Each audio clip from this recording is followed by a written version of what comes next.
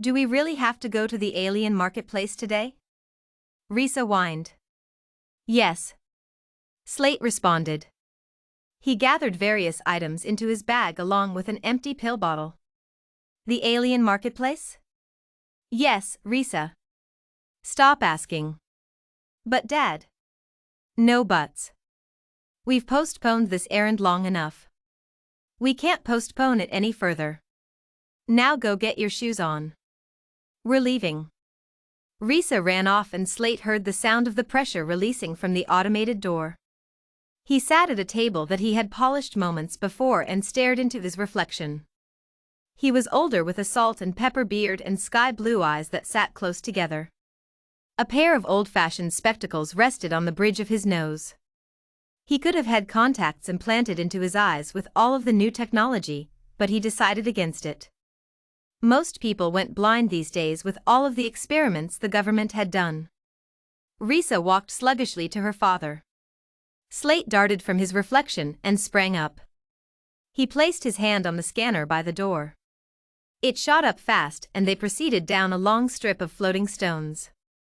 Aren't you scared that you may fall off one day? Risa asked as she swung her arms. Slate shook his head. Risa sighed, crossing her arms. Failing to get her father's attention, she stepped to the stone behind him instead of keeping her distance. Risa quit messing around. Why? Because you are acting like a child. You're so boring these days. Why can't we have fun anymore? Like we used to. Why do you have to ask so many questions? She stopped in her track and glared at her father. Risa remained silent as they entered the crowded street of merchants. Species of all kinds fluttered by, some walked, some flew, and some simply vanished and reappeared in different areas. Slate and Risa were mere humans, so all they could manage was a nice brisk walk. The alien marketplace was busy around this time of year. Everything was in stock and all sorts of species bought from Freya, the shop owner, and the only of her kind that still existed around these parts. Freya was very kind. Although she was well known, no one really knew anything about her. They knew she owned a shop and didn't have a family. People thought this was the reason that she was so kind and humble. Slate and Risa set foot into the marketplace, brushing shoulders with others. It was packed and Slate was agitated because of this. If they would have left earlier like he wanted to, there would have been fewer people. Risa knew that. Humans weren't as common as other aliens were, so every time they entered somewhere all attention was directed on them. That wasn't necessarily a bad thing. It got them things they wanted quicker unless they were recognized by the wrong species. Well, if it isn't the humans. Slate turned to see a tall alien with silver skin. Patches of silver were nearly translucent.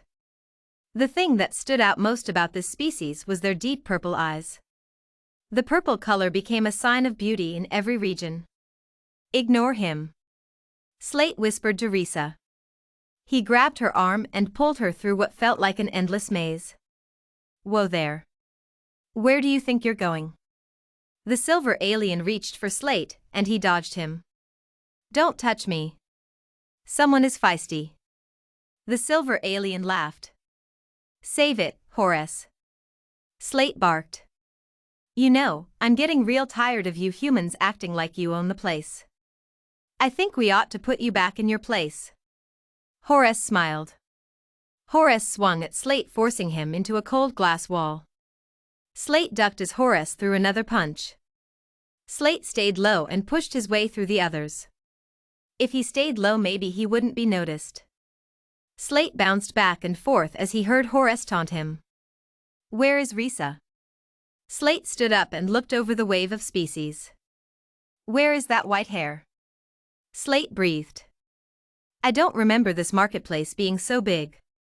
Before Slate could continue, the back of his jacket was yanked and he was lifted off of his feet. He was turned and met those purple eyes and silver skin. Found you, Forrest smirked and looked Slate over. I bet you're mighty tasty.